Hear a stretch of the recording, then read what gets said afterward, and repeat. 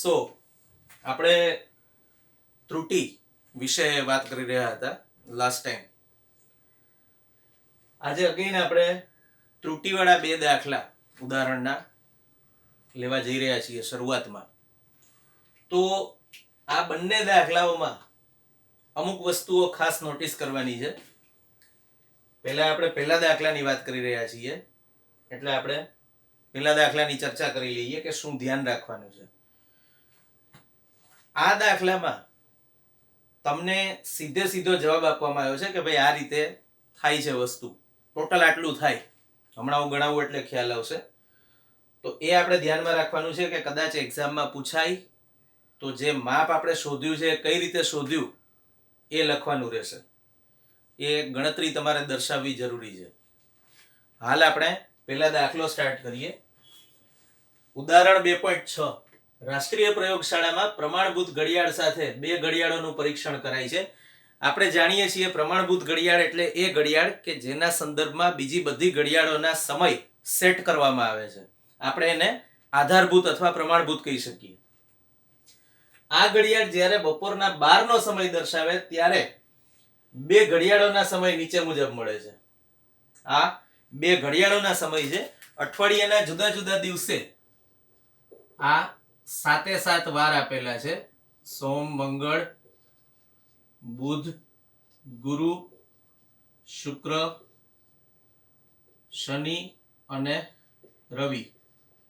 જોઈ શકો છો 7 દિવસના સમયો આપેલા છે. જો કે આ ક્વેશ્ચનમાં કદાચ દિવસો આડાવડા આપ્યા હોય તો કંઈ ફરક નથી પડતો. મતલબ રવિવારથી શરૂ થતું હોય તો રવિ, સોમ, મંગળ, બુધ, ડઝન્ટ મેટર. આપણે એનું કોઈ જ કામ નથી, આપણે મૂલ્યોનું કામ છે. કોઈ પ્રયોગમાં ચોકસાઈ સાથે સમય અંતરાલ દર્શાવતી ઘડિયાળની જરૂર હોય તો તમે આ બેમાંથી કઈ ઘડિયાળ પસંદ કરશો અને સાથી? ખાસ મહત્વના શબ્દો એ છે કે આપણે સમય અંતરાલનું માપન કરવાનું છે. પ્રમાણભૂત ઘડિયાળ જ્યારે બપોરના 12 નો સમય દર્શાવે છે ત્યારના રીડિંગ તમને આપેલા છે. હવે આમ જુઓ તો આ ઘડિયાળ તો ખાસી આગળ પાછળ ચાલે છે. 10 ઉપર સમથિંગ વાગ્યા છે દરેકમાં જુદા જુદા સમયે. આ વધુ નજીક છે. 11 અથવા 12 વાગ્યાનો સમય એની આજુબાજુનો સમય તમને દર્શાવે છે. પણ આપણે સમય અગત્યનો નથી, આપણા માટે અગત્યનો છે સમય અંતરાલ. એટલે આપણે પહેલી વસ્તુ તો એ મગજમાં રાખવાની છે કે રીડિંગ્સ જોઈને એવું પ્રિફર ના કરી લેવું કે ના અમે ઘડિયાળ એક જ વાપરીશું. બની શકે ઘડિયાળ એક પણ વાપરી શકાતી હોય, પણ આપણે પહેલા સમય અંતરાલમાં ત્રુટિ ક્યાં ઓછી છે એ શોધવી પડશે 12 વાગ્યાના સંદર્ભમાં. તો પહેલી ઘડિયાળની વાત કરીએ તો પહેલી ઘડિયાળ માટે જુદા જુદા રીડિંગ આપેલા છે. આમાં 12 વાગ્યાથી સૌથી દૂરનું માપ કયું?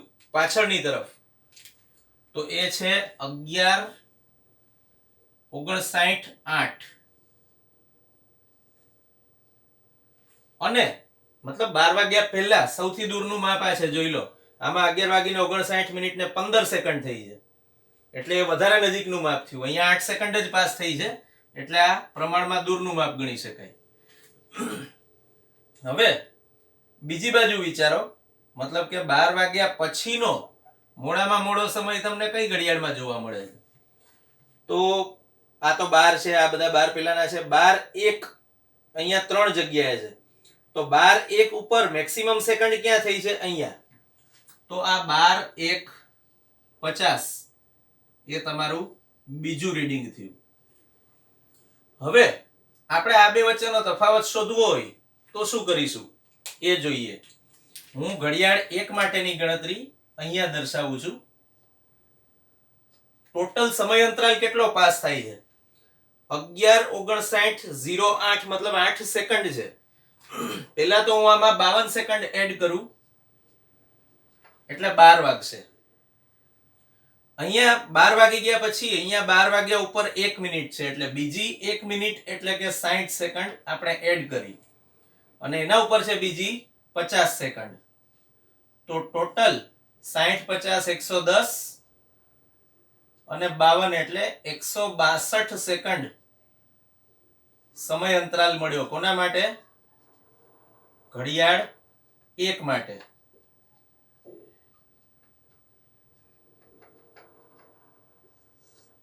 હવે હું એ જ રીતે ઘડિયાળ 2 માટે ગણતરી કરું તો ઘડિયાળ 2 માટે સૌથી ઓછું રીડિંગ ક્યાં દેખાય છે?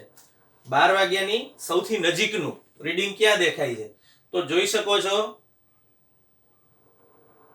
10:14:53 આ સૌથી દૂરનું રીડિંગ છે 12 વાગ્યાની પહેલામાં. 10:14 અહીંયા પણ છે, પણ અહીંયા 59 સેકન્ડ છે.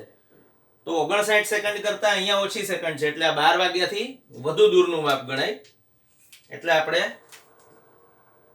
એક માપ આ લઈશું. મેક્સિમમ દૂરનું માપ 12 વાગ્યા પહેલાના સમય માટે. અને બીજું માપ 12 વાગ્યા પછીનો, મતલબ અહીંયા 10:14 પછીનો મેક્સિમમ સમય ક્યાં જોવા મળે છે? તો 10:15 1 2 3 4 અને 5 જગ્યાએ છે. મતલબ 10:14 વાળું રીડિંગ તો હવે જોવાની જ જરૂર ના રહી.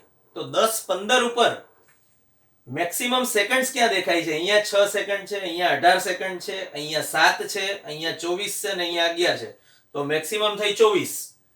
તો આપણે 10:15 પછીનું મેક્સિમમ અંતર ધરાવતો સમય આ લઈ શકીએ. હવે આ બે વચ્ચેનો ડિફરન્સ શોધીએ.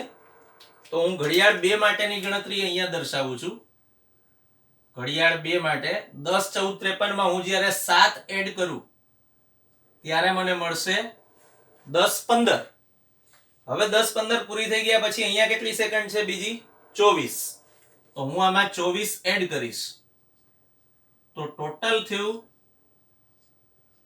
24 ને 7 31 સેકન્ડ. આ માપ છે ઘડિયાળ 2 માટે.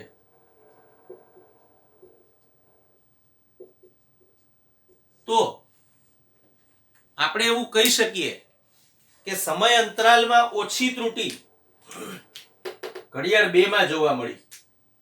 જો અહીંયા ત્રુટિ 31 સેકન્ડ આવી અને અહીંયા ત્રુટિ 162 સેકન્ડ આવી. એક વીક સુધી તમે સમયનું માપન કરો છો ત્યારે આખા વીકના રીડિંગ તમને આપેલા છે, મતલબ તમે આખા વીક માટે, આખા અઠવાડિયા માટે રીડિંગ લો છો. તો પહેલી ઘડિયાળમાં 162 સેકન્ડની અનિયમિતતા આવે છે સમય અંતરાલમાં, જ્યારે બીજી ઘડિયાળમાં 31 સેકન્ડની ત્રુટિ આવી. તો આપણે તો સમય અંતરાલનું માપન કરવાનું છે, સમયનું નહીં. એ તો આપણે જાણીએ છીએ કે પ્રમાણભૂત ઘડિયાળ બપોરના 12 નો સમય દર્શાવે છે, મતલબ કે આના રીડિંગ જે હોય એ ડઝન્ટ મેટર. પણ આપણા માટે અગત્યની વસ્તુ છે સમય અંતરાલ. એટલે આપણે આ ઘડિયાળ પ્રિફર કરીશું, ઘડિયાળ 2 પ્રિફર કરીશું, કારણ કે સમય અંતરાલમાં જોવા મળતી ત્રુટિ એમાં ઓછી છે. હવે બીજા દાખલા પર જઈએ. જે મેં તમને એક દાખલા વિશે વાત કરી હતી, પહેલા દાખલા વિશે, કે ભાઈ તમારે ગણતરી દેખાડવી પડશે તો તમારે આવું લખવું પડે. આ તો બધું રકમમાં આપેલું જ છે, સમજો, આપણે કશું જ નવું નથી કર્યું. પણ તમારે સમજૂતીમાં એવું લખવું પડે કે ઘડિયાળ 1 માટે જોવા મળતો લઘુત્તમ સમય 11:59:08 છે બુધવારનો અને મહત્તમ સમય 12:1:50 નો છે. તો આ બે વચ્ચેનો સમય અંતરાલ બરાબર 52 + 60 + 50 એટલે કે 162 સેકન્ડ છે. એ જ રીતે બીજી ઘડિયાળ માટે લખો અને લખો કે આમ સમય અંતરાલના માપન માટે બીજી ઘડિયાળમાં જોવા મળતી ત્રુટિ ઓછી છે પ્રથમ ઘડિયાળની સરખામણીમાં. એટલે આપણે ઘડિયાળ 2 પ્રિફર કરીશું અહીંયા. એટલે આ થોડી વધારાની વસ્તુ છે. મેં તમને આ પહેલા પણ કીધેલું છે કે આપણી ટેક્સ્ટબુકમાં ઘણી જગ્યાએ ગણતરીઓ બહુ ક્લિયરલી નથી આપી. તમને ટેક્સ્ટબુકમાં આ જવાબો સીધા આપી દેવામાં આવ્યા છે કે ભાઈ 162 સેકન્ડ પહેલી ઘડિયાળ માટે અને બીજી માટે 31 સેકન્ડ. પણ હાઉ ટુ કેલ્ક્યુલેટ એની કોઈ જ માહિતી આપવામાં નથી આવી. એટલે આપણે એ વસ્તુ થોડી મગજમાં રાખવાની અને યાદ રાખવાનું કે અહીંયા તો મેં 12 વાગ્યાનો સંદર્ભ લીધો, અહીંયા 10 વાગ્યાનો લીધો, પણ એક ટાઈમ સંદર્ભ ના લો. તમને બીજા કોઈ બી રીડિંગ આપ્યા અહીંયા તો તમારે એટલું જ જોવાનું છે કે 7 માં લોએસ્ટ રીડિંગ કયું છે અને હાઈએસ્ટ રીડિંગ કયું છે. એ બે વચ્ચેનો ડિફરન્સ તમારે શોધવાનો છે. અહીંયા મેં જ કર્યું છે. જોઈ શકો છો 12 વાગીને 1 મિનિટ ને 50 સેકન્ડ થી વધુ કોઈ રીડિંગ નથી, જોઈ લો. અને એ જ રીતે 11:59:08 થી ઓછું કોઈ રીડિંગ નથી, એ પણ જોઈ શકો છો. સેમ એ જ વસ્તુ અહીંયા પણ તમે ચેક કરી શકો છો. તો આપણે એ બાબત મગજમાં રાખવાની છે કે આપણને જે કંઈ આપવામાં આવી છે માહિતી એમાં લઘુત્તમ સમય કયો છે અને મહત્તમ સમય કયો છે. આપણે એ બે સમય વચ્ચેનો અંતરાલ ગણવાનો છે સેકન્ડમાં, મિનિટમાં નહીં. કારણ કે સમય અંતરાલનું માપન સૂક્ષ્મ રીતે થવું જરૂરી છે. એટલે તમે આને લગભગ 11:59 0.1 મિનિટ ગણી લો એપ્રોક્સ, એવું ન ચાલે. તમારે અહીંયા ગણતરી સેકન્ડ વાઇઝ દર્શાવવી પડશે.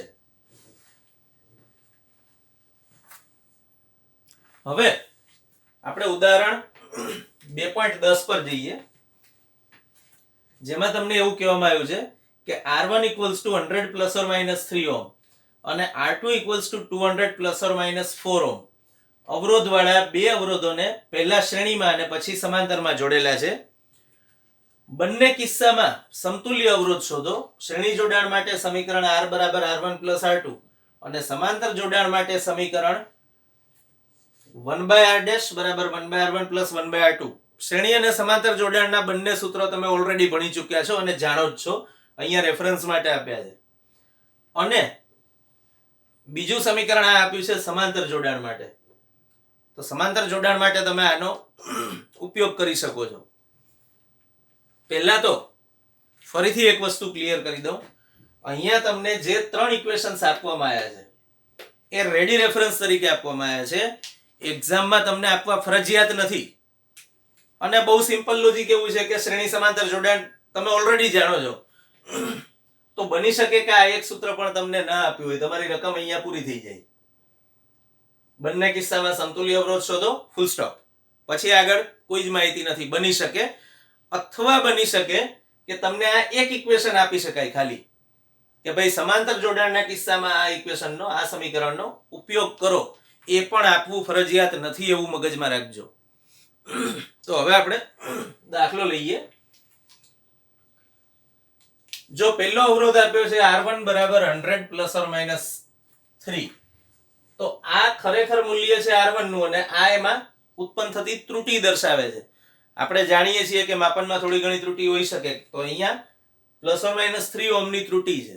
એ જ રીતે આનું મૂલ્ય 200 છે પણ એમાં ±4 ઓહ્મની ત્રુટી છે. તો પહેલા હું જ્યારે ગણતરી કરું છું શ્રેણી જોડાણ માટે, ત્યારે શું કરીશ?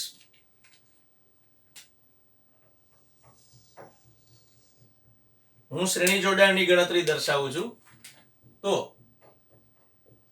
શ્રેણી જોડાણમાં ભલે અહીંયા આપ્યું છે પણ આપણે જાણીએ છીએ કે અવરોધોનો સરવાળો થાય હંમેશા. એટલે આપણે શું કરીશું? R = R1 + R2.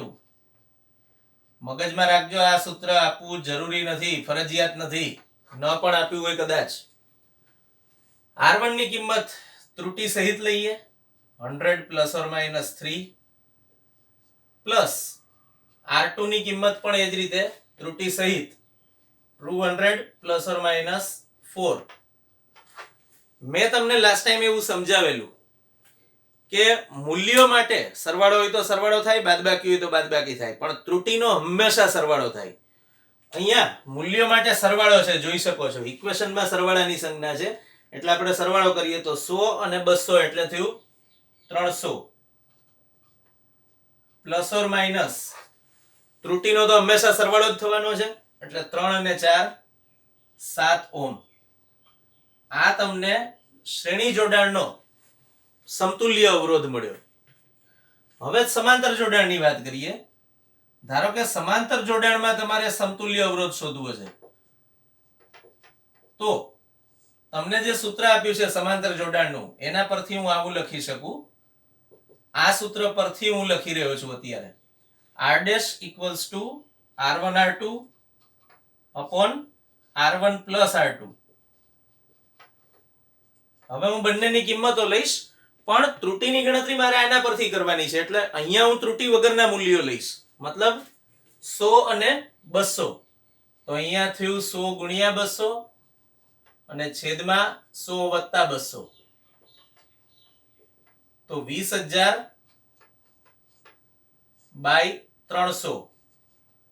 આ બબે 0 જતા રહ્યા. 200/3 એટલે કે 66.7 ઓહ્મ. 66.66 આવે છે પણ આપણે રાઉન્ડ ઓફ કર્યું છે 66.7 ઓહ્મ પર, તમારી ટેક્સ્ટબુકમાં આપ્યા મુજબ. હવે વધુ આગળ વિચારીએ. બીજું તમને એવું કીધું છે કે આ સૂત્રનો ઉપયોગ કરો. ΔR', મેં કીધું એમ આપણે અત્યારે તો R' નું ફક્ત મૂલ્ય શોધ્યું છે. મૂલ્યમાં ત્રુટી કેટલી આપણે જાણતા નથી. જો ત્રુટી સહિતનું મૂલ્ય હોત ને તો આપણે આવી રીતે લખ્યું હોત something plus or minus something. અહીંયા પણ એ જ રીતે something plus or minus something. અહીંયા પણ એ જ રીતે છે. પણ સમાંતર જોડાણના સમતુલ્ય અવરોધનું મૂલ્ય આપણે ત્રુટી વગર શોધ્યું છે. તો હવે ત્રુટી શોધવા માટે આપણે આ સમીકરણ જે આપ્યું છે આનો ઉપયોગ કરીશું. તો હવે હું લખી શકું છું આ સમીકરણ પરથી ડેલ્ટા આર ડેશ બરાબર, થોડું ચેન્જ કરીને લખું, આ આર ડેશ નો સ્ક્વેર છે ને એને હું સામે લઈ જાઉં છું. તો આર ડેશ નો સ્ક્વેર ગુણાકારમાં delta r1 by r1 square plus delta r2 by r2 square, આવું કંઈક થયું. હવે હું આ r ડેશ સ્ક્વેર ને અંદર ગુણાઈ દઉં બંને પદમાં, તો શું લખાય? r ડેશ નો square delta r1 upon r1 નો સ્ક્વેર પ્લસ r ડેશ નો square delta r2 upon r2 નો સ્ક્વેર ઇક્વલ્સ ટુ, હું જોઈ શકું છું કે દરેક જગ્યાએ સ્ક્વેર વાળા બે પદો છે, તો હું મૂકી દઉં છું r ડેશ અપોન r1 આ આખા પદનો સ્ક્વેર અને ડેલ્ટા r1 તો છે જ. એ જ રીતે બીજા પદમાં લખી શકું r ડેશ બાય r2 આખા પદનો સ્ક્વેર ડેલ્ટા r2. હવે હું આમાં કિંમતો મૂકીને સાદુરૂપ આપું છું તો મને મળશે r ડેશ આપણે અહીંયા શોધી કાઢ્યો, જો આ રહ્યો, આને હું નંબર આપી દઉં સમીકરણ 1 એવું હોય તો થોડું ધ્યાનમાં રહે. 66.7 ભાગ્યા r1 એટલે કેટલું લીધું છે આપણે? 100, એટલે આ છેદમાં મૂક્યું 100 એનો સ્ક્વેર. ડેલ્ટા r1 એટલે r1 ના મૂલ્યમાં ત્રુટી કેટલી? 3 પ્લસ r ડેશ એટલે ફરીથી એકવાર 66.7 છેદમાં r2 એટલે 200, ફરીથી એકવાર આખા પદનો સ્ક્વેર. ડેલ્ટા r2 મતલબ r2 ના મૂલ્યમાં ત્રુટી એટલે 4. હવે આને જ્યારે આપણે સાદુરૂપ આપીએ ત્યારે આપણને ડેલ્ટા r ડેશ ની કિંમત મળશે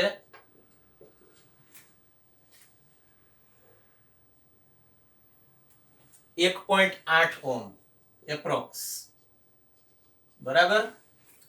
તો r ડેશ શું હતું? સમાંતર જોડાણનો સમતુલ્ય અવરોધ છે. મેં કીધું એમ આપણે એનું મૂલ્ય અહીંયા શોધી કાઢ્યું, પણ ત્રુટી શોધવાની બાકી હતી જે આપણે હવે શોધી કાઢી. તો હવે સમાંતર જોડાણનો સમતુલ્ય અવરોધ શું લખી શકાય? સમાંતર જોડાણનો સમતુલ્ય અવરોધ, સમાસ અવરોધ, નેટ અવરોધ, પરિણામી અવરોધ, કુલ અવરોધ, જે ગણો એ બધા શબ્દો વાપરી શકાય. તો સમાંતર જોડાણનો સમતુલ્ય અવરોધ કેટલો થયો? 66.7 એનું મૂલ્ય છે, પ્લસ ઓર માઇનસ 1.8 ઓહ્મ. તો આપણે ગણતરી કરીને શ્રેણી જોડાણનો સમતુલ્ય અવરોધ ત્રુટી સહિત અને સમાંતર જોડાણનો સમતુલ્ય અવરોધ પણ ત્રુટી સહિત શોધી કાઢ્યો. અહીંયા ક્વેશ્ચનમાં આપણી ટેક્સ્ટબુકમાં પર્ટિક્યુલર તમને આ આખી મેથડ પ્રોપરલી આપી નથી, વચ્ચે એક બે સ્ટેપ્સ નથી આપ્યા. આપણે જ્યારે પણ એક્ઝામમાં આ દાખલો ગણીએ ત્યારે બધા સ્ટેપ લખવા જરૂરી છે. યાદ રાખજો ખાસ, આપણી ટેક્સ્ટબુકમાં 11th હોય કે 12th ડઝન્ટ મેટર, ઘણા બધા સ્ટેપ્સ નથી આપવામાં આવ્યા. ઇટ ઇઝ એક્સપેક્ટેડ કે તમે જ્યારે પણ પેપર લખો છો ત્યારે એ પેપરમાં બધા જ સ્ટેપ લખેલા હોવા જોઈએ ફરજિયાતપણે. હા, પછી બહુ સિમ્પલ સ્ટેપ હોય તો ઉડાડી દો, ઇટ્સ ઓકે. એમ માની લો કે મેં અહીંયા આ સ્ટેપ પછી સીધો જવાબ લખ્યો છે, તો તમે એવું લખશો તો ચાલશે. બરાબર, પણ તમે આ ગણતરી કર્યા વગર સીધે સીધું આ સૂત્ર પરથી આ આવે એવું ના લખી શકો. બીજી વાત કે બને ત્યાં સુધી ગણતરી પણ એકાદ સ્ટેપની દેખાડવી. મતલબ 66.7 બાય 100 એટલે 0.667 થશે. એનો સ્ક્વેર કરો ઇન્ટુ 3 પ્લસ અહીંયા જે આવતું હોય એનો સ્ક્વેર ઇન્ટુ 4. આ ટાઈપનું એકાદ સ્ટેપ વધારે લખવું. મેં અહીંયા થોડું જગ્યાના અભાવે આખું લખેલું નથી, પણ બને ત્યાં સુધી આવો પ્રયત્ન કરવો. અને ફાઇનલ વસ્તુ આપણે મેથડ સમજવાની છે. બની શકે કે આ બેમાંથી કોઈ પણ દાખલામાં મૂલ્યો તમને ચેન્જ કરીને આપવામાં આવે, તો મહેરબાની કરીને કોઈએ જવાબો ગોખવા નહીં. આપણે આખી મેથડ યાદ રાખી હશે, સમજીને તો આપણે જવાબ લાવી શકીશું. આપણે એના માટે રકમની ગુલામી કરવાની જરૂર નથી. બરાબર, આપણે પ્રોપર સમજીને ભણ્યા હોઈશું તો આ બધા જવાબો આવી શકે, નોટ એન ઇશ્યુ. એટલે એ ખાસ મગજમાં રાખવું.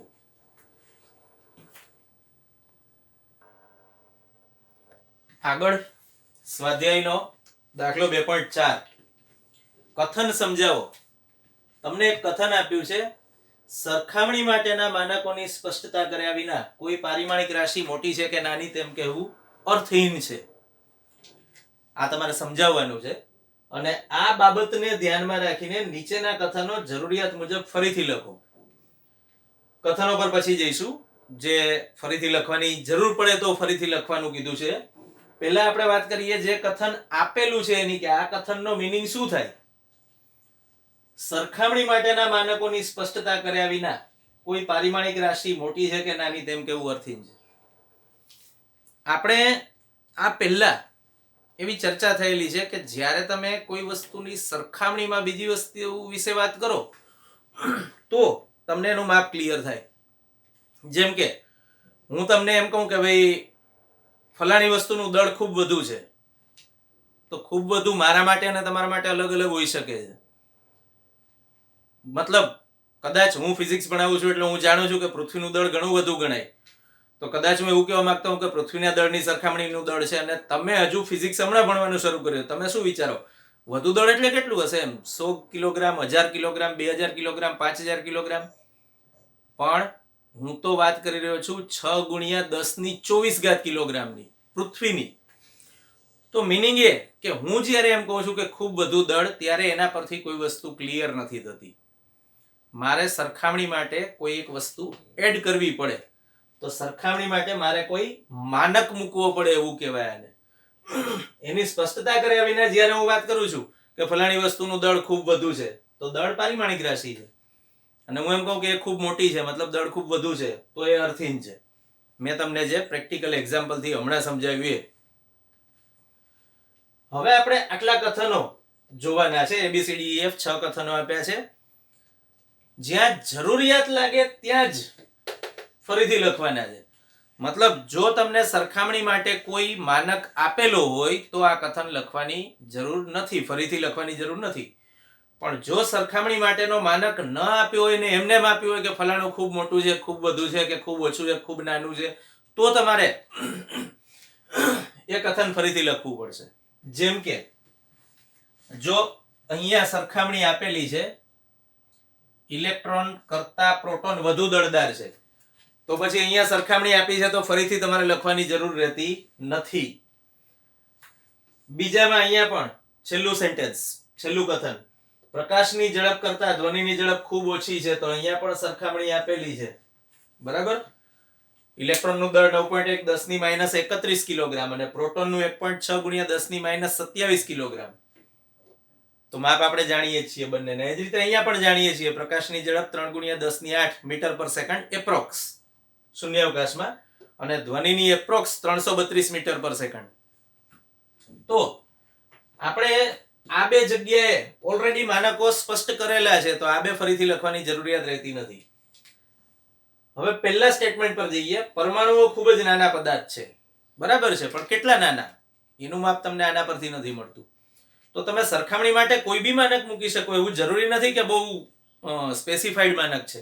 તમે એવું કહી શકો કે આ માર્કર પેનની સરખામણીમાં પરમાણુઓ ખૂબ જ નાના પદાર્થ છે, અથવા મે બી બની શકે કે વ્હાઇટ બોર્ડની સરખામણીમાં પરમાણુઓ ખૂબ જ નાના પદાર્થ છે. તમે આવું કહી શકો.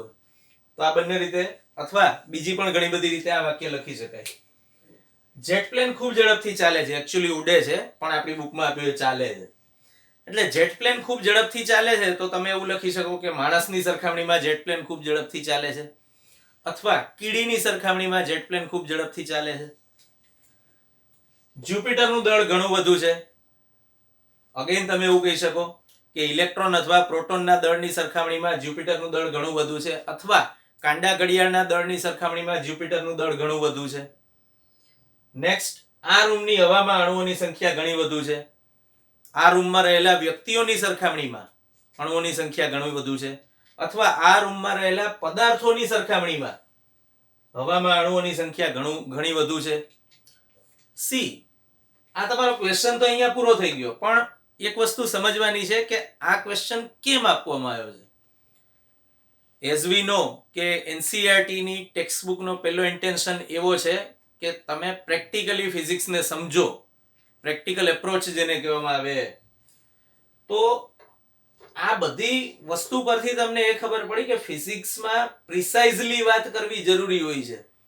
તમે જ્યારે એમ કહો છો કે ભાઈ સ્મોલ જી નું મૂલ્ય 9.8 મીટર પર સેકન્ડ સ્ક્વેર છે, પણ તમે એને રાઉન્ડ ઓફ કરો છો ઘણી જગ્યાએ small g equals to 10 metre પર સેકન્ડ સ્ક્વેર, તો ત્યાં તમે 9.8 ના બદલે 0.2 એકમ વધારે ગણી લો માપ, તો કંઈ ખાસ ફરક નથી પડતો. તો કોઈ વસ્તુ કેટલી હદે રાઉન્ડ ઓફ કરી શકાય આપણે આગળ ભણીશું, પણ કોઈ વસ્તુ ક્યાં સુધી અવગણી શકાય અથવા કોઈ વસ્તુ કોની સરખામણીમાં અવગણી શકાય કે કોની સરખામણીમાં અવગણી ન શકાય એનું માપ મળે એના માટે આ વસ્તુ જરૂરી છે. તમને એ સમજવા માટે આ દાખલો આપ્યો છે. બાકી આવા દાખલા જનરલી એક્ઝામમાં ના પૂછાય. સ્વાધ્યાયનો 2.5, લંબાઈનો નવો એકમ એવી રીતે પસંદ કરવામાં આવે છે કે જેથી શૂન્યાવકાશમાં પ્રકાશની ઝડપ 1 એકમ થાય.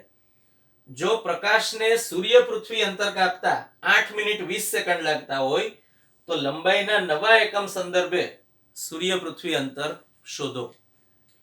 જો પેલી વસ્તુ કે તમને ઝડપ અને સમય આપેલા છે, આ ઝડપ છે, આ સમય છે, તો આપણે સૂત્ર જાણીએ છીએ.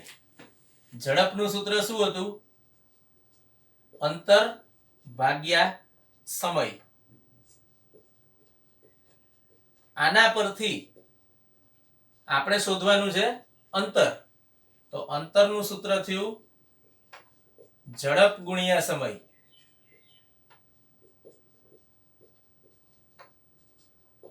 હવે ખાસ મગજમાં રાખવાની વાત આવે છે,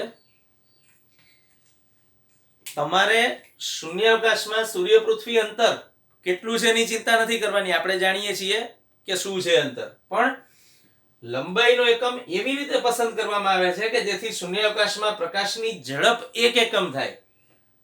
લંબાઈનો એકમ, લંબાઈ મીન્સ અંતર, એકમ એવી રીતે પસંદ કરવામાં આવે છે કે જેથી ઝડપને 1 ગણવામાં આવે. તો આમાં ઝડપનું મૂલ્ય આપણે 1 લઈ લીધું, અને સમય કેટલો? 8 મિનિટ 20 સેકન્ડ. પણ આપણે એવું કહીએ છીએ 8 મિનિટ એટલે 8 ગુણ્યા 60 સેકન્ડ એટલે કે 480 સેકન્ડ. મતલબ કે સમય કેટલો લેવાનો ટોટલ? 8 મિનિટ એટલે મેં કીધું એમ 480 સેકન્ડ પ્લસ બીજી 20 સેકન્ડ છે ઉપર, તો આ 480 પ્લસ 20, તો સૂર્ય પૃથ્વી અંતર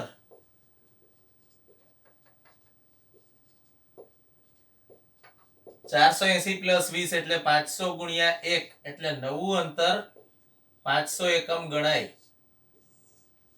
આપણે જ્યારે નવો એકમ કન્સિડર કરીએ છીએ, શૂન્યાવકાશમાં પ્રકાશની ઝડપ 1 એકમ થાય ત્યારે સૂર્ય પૃથ્વી અંતર આટલું ગણાય, 500 એકમ.